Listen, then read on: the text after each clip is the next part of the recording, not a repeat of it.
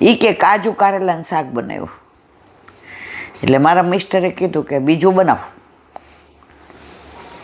એ કે ના, હવે કાજુ કારેલાનું કેટલું સરસ બધા એમ વખાણે છે કે મારું કાજુ કારેલાનું શાક બહુ સરસ થાય છે.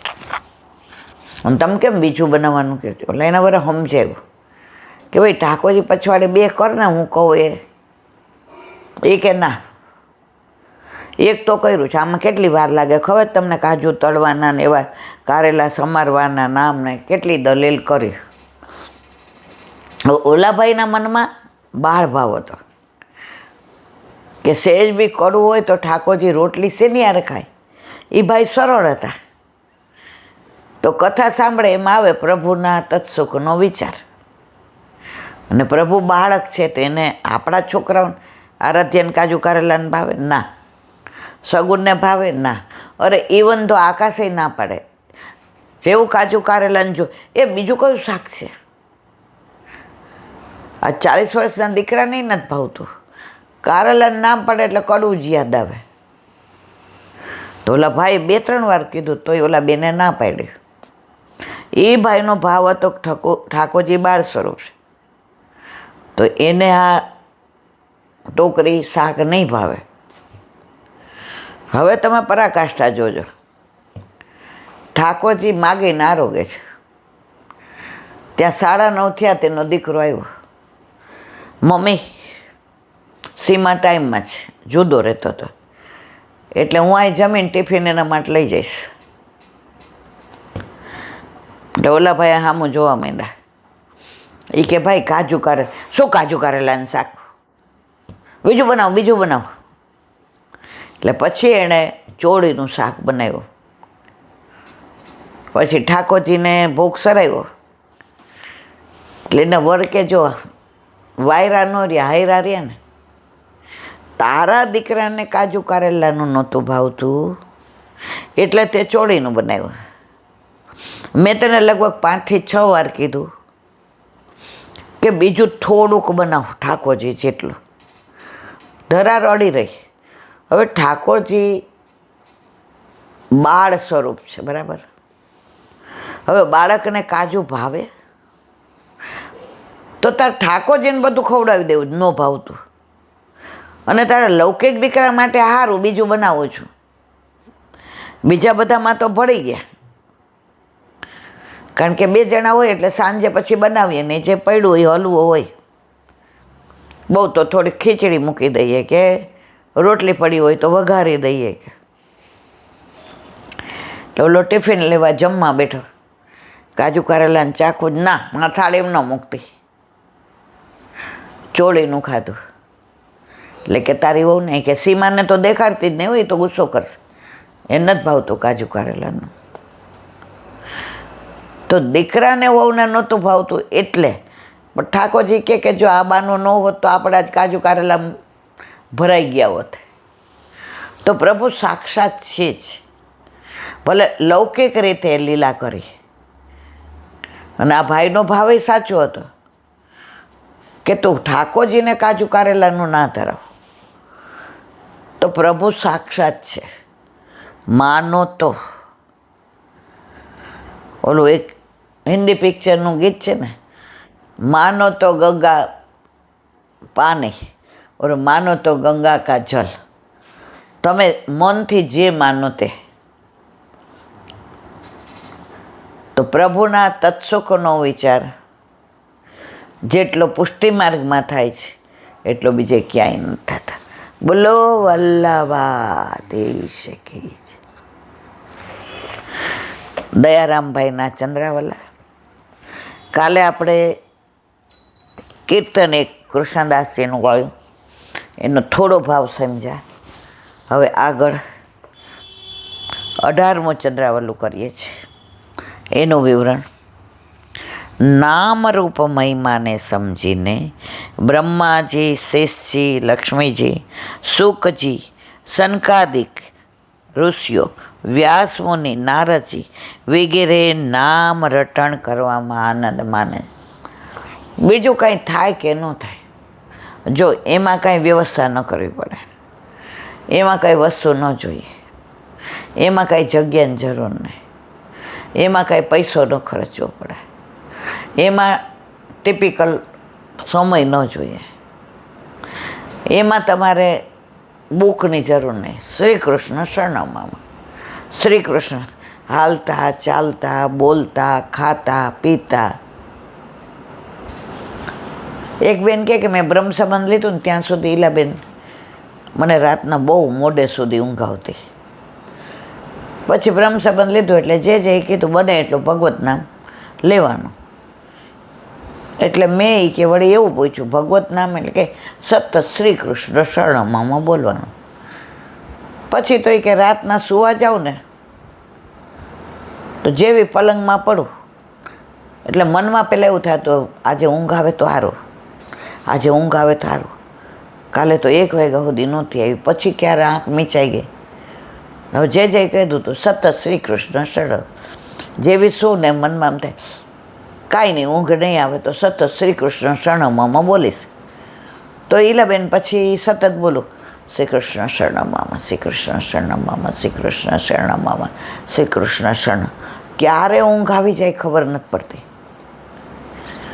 તો ભગવત નામનો આવો પ્રભાવ છે.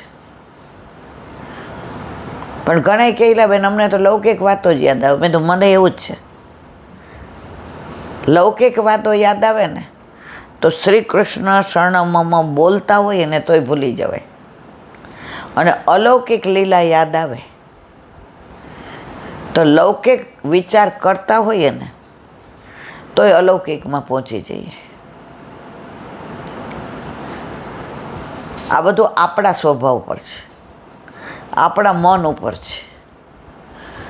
મને ગમતું નથી રે ભવન મારું ચિતડું મન મોહનમાં, મને ગમતું નથી રે ભવનમાં મારું ચિતડું મન મોહન. જો નથી ગમતું, ઓલું કે ને સાસરીએ સોહાય નહીં ને પિયરીએ ગમે નહીં, આપણે બધા એમ આવેલા છે. લૌકિક બહુ ગમે છે, અલૌકિક પાછી એમ કંઈ યાદ ન રહે. પણ ચિત્ત પ્રભુમાં ના હોય તો ક્યાંથી યાદ રહે મારા વાલા. સ્કૂલમાં ક્લાસમાં 40 છોકરા હોય બેન્ચ ઉપર, બરાબર. ટીચર ભણાવવાવાળા 40 છોકરાઓ, બ્લેકબોર્ડ ચોક પંખા એસી પુસ્તક છતાં એકનો પહેલો નંબર આવે ને એક ફેલ થાય. કેમ? જે પહેલો નંબર આવે છે એનું ચિત્ત ભણવામાં હતું, અને ઓલો છેલ્લો આવે છે એને ઠોઠ નિશાળિયાને વતેણા જાજા, બધા વિષયનું ટ્યુશન, જોઈએ એટલું ડાયજેસ્ટ, જોઈએ એટલી ગાઈડ, જોઈએ એટલા પુસ્તકો. પણ મારા વાલા વાંચવું તો પડે, અને વાંચે તોય મન તો એમાં હોવું જોઈએ ને. આજે ચારે બાજુ મન હોય, ચારે બાજુ ભટકતું હોય, પછી તમે 3 વાર SSCની પરીક્ષા આપો ને તો એ ટ્રાય જ કરવી પડે. અને જો તમારું ચિત્ત ભણવામાં છે તો એકવારમાં બહુ થઈ ગયું. હું SSCમાં હતી ત્યારે અમે ભાટિયાની ડેલીમાં રહેતા હતા. તો એ બાપ મામાનો દીકરો પરીક્ષા દેવા આવ્યો હતો ત્યાં. એટલે બાપ મામા મને કે બેબી તમે બે હારે વાંચો. મેં તો સારું. પછી એ કુવાડવાને એમ કામે જાય ને આટલા મોટા મોટા પેડા લઈ આવે, એટલે 11 વાગે આવે એટલે પેડાનું બોક્સ મૂકે, લે બેટા તને કણીવાળા કુવાડા. અત્યારે તો ખબર નથી મળે કે નહીં કે બગડી, ત્યાં તો બહુ સરસ આવતા હતા, એટલે ખાઓ. એટલે એમનો દીકરો મારી હારે જ હોય. ત્યારે બધા નિર્દોષ સંબંધો હતા, અત્યારના જેવું આ બધું નહોતું. એટલે પછી મને કે કાલ શેની એક્ઝામ છે? એટલે હું કહું કાલે સોશિયલ સ્ટડીને. તો ઓલાના હાથમાં તો સોશિયલ સ્ટડી હોય જ નહીં. તો મને કે આ શું વાંચે છે? મેં તો બતાવતો. તો એના હાથમાં બીજો જ વિષય હોય. 3 ટ્રાયે બોમ્બેમાં પાસ ન થયો એટલે અહીંયા લઈ આવ્યા હતા. તો જો તમારું ચિત્ત નથી, પછી કે મને ટેન્શન થાય છે, મારે નથી ખાવું, મેં તો આપણે લાવ તારો મને અહીં આપી દે, મને તો કાંઈ ટેન્શન, આપણે બે ખાઈ જઈએ. અને 12 વાગે એટલે હોઈ જવાનું, સવારે 4 વાગે ઉઠી જવાનું. અને 4 વાગે ઉઠીને કાકાની બાજુમાં ખાટલા ઉપર બેસીને ઓલી સ્ટ્રીટ લાઇટે વળવાનું. પણ ચિત્ત હોય તો પછી તમારું બોર્ડમાંય નંબર આવે, અને ચિત્ત ન હોય તો ગમે એટલા ટ્યુશન હોય. એમ જો આપણું મન મનમોહનમાં હોય તો તમને આનંદ આવે, બાકી વ્યથા છે ગમે એટલી કથા સાંભળો તોય.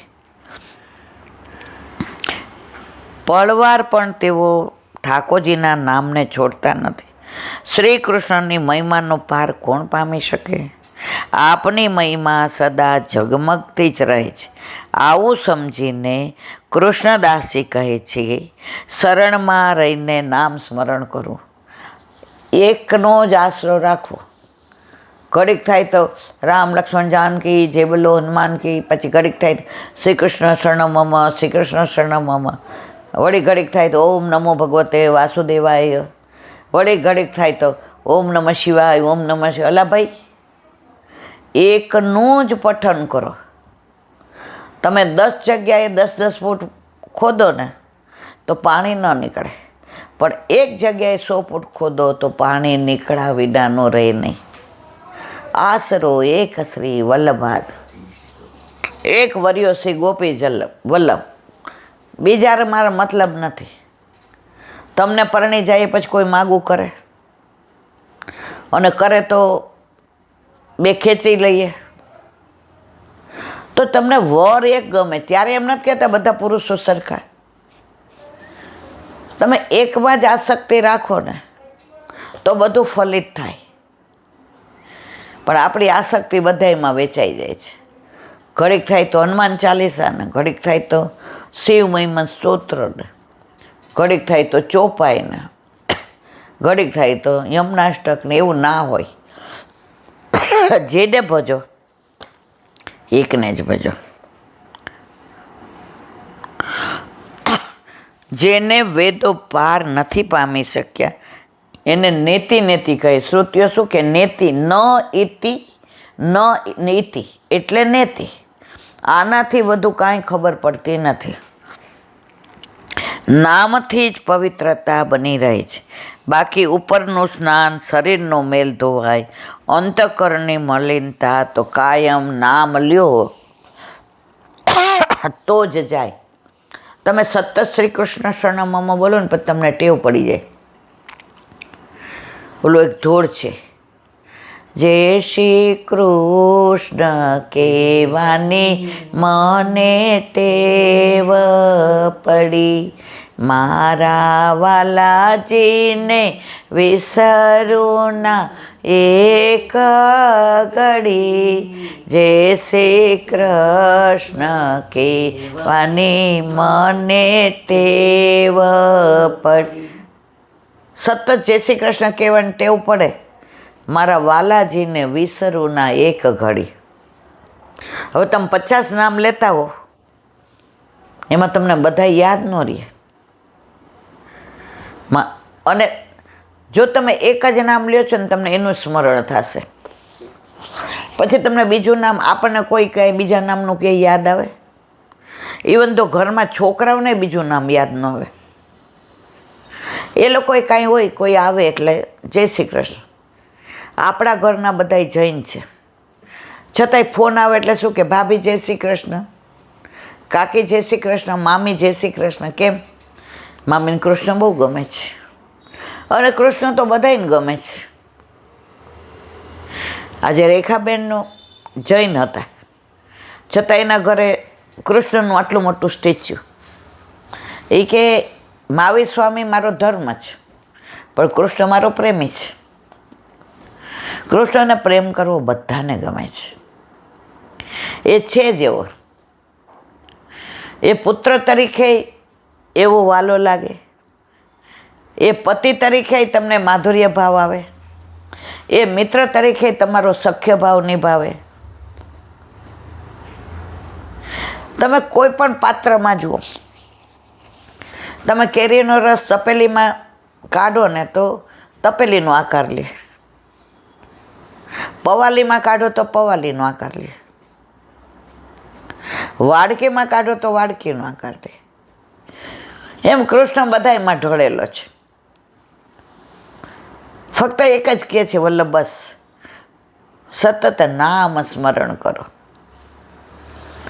રાધે રાધે જપ ચલે આએંગે બિહારી, રાધે રાધે જપ ચલે આએંગે બિહારી, આएंगे बिहारी चले आएंगे बिहारी, राधे राधे राधे राधे जप चले आएंगे बिहारी, राधे रानी मिसरी तो स्वाद है बिहारी, राधे रानी मिसरी तो स्वाद है बिहारी, राधे राधे राधे राधे जप चले आएंगे बिहारी, राधे रानी सागर तरंग है बिहारी, राधे रानी सागर तरंग है बिहारी, राधे राधे राधे राधे जप चले आएंगे बिहारी.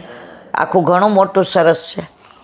બસ જપ, તપ તો તમારાથી કળિયુગમાં નહીં થાય, ધ્યાન નહીં થાય, વ્રત નહીં કરી શકો, દાન દેતા જીવ નહીં હાલે, તો જેમાં રૂપિયો ખર્ચવો પડતો નથી. નામમાં તો તમારે કાંઈ ખર્ચવું નહીં પડે, એમાં તમને કાંઈ તકલીફ નહીં પડે. એમાં તમે સત્સંગ કરો એ સામે એક જણની જરૂર પડે, પણ નામમાં તો તમે એકલા લ્યો. પણ ના, નાચનારીનું આંગણું વાંકું. નથી નાચવું તો કાંઈ વાંધો નહીં, 1 મિનિટ.